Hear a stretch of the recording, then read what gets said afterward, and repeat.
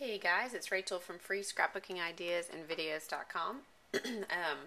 I sent out my e-zine for this month and then sort of got sidetracked and haven't been doing a lot. Although I have taken photos of my layouts. That's sort of one of my baby steps before I post a page to my site. So tonight I decided to set my timer and get a little bit done and sort of get the ball moving. So I set it for 20 minutes, and I had already taken the photos, or at least the ones that I had gotten done already, and so I just started laying out my page. And it's going to be a two-part, like two different pages on my site. So it's going to be baby scrapbooking layouts and baby scrapbook pages, because I think there's going to be about 20 different layouts in this album, so I'm going to have to spread it out a little bit. It's too much for one page. So I'll show you the photos. Hopefully you can see these. I think the photos turned out better than the my YouTube videos have been. I think it's going to be a little bit easier to see. So that's number one. I'm just going to kind of scroll through them as a sneak peek there. It's going to be eventually, hopefully in the near future, posted over at free scrapbooking ideas and videos.com. And I could not remember what that little motif was that I had decided to use on all the pages to kind of tie it together. If you watch my YouTube videos, you saw me talk or heard me talking about that. So I just kind of got on the web and started looking because I wanted to think it was a classical motif, and then I wasn't sure.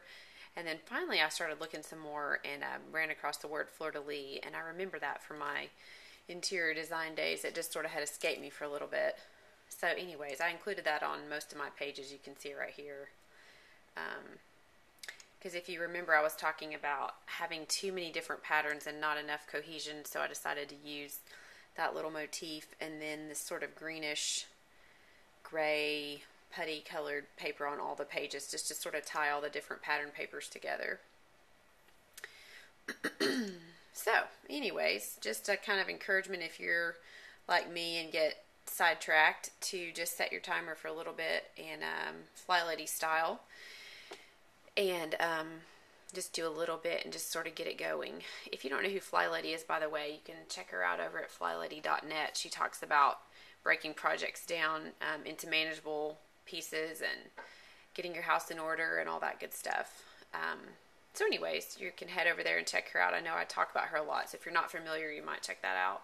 But I just kind of have taken a lot of her principles and applied them to scrapbooking, because sometimes it gets, I don't know about you guys, but sometimes I have so many ideas and projects that I want to do, it gets overwhelming and I just don't do anything. So if I do my 15 minutes at a time, it's amazing how much things get done. So anyways, that's kind of the progress for tonight, and I'll let you know as it goes along. Once again, you can, if you want to see this in its final stages, you can subscribe to my YouTube channel or over to my e-zine. You probably are going to get most of the updates for this on the YouTube channel though. But my website is free scrapbooking ideas and videos.com. All right, thanks.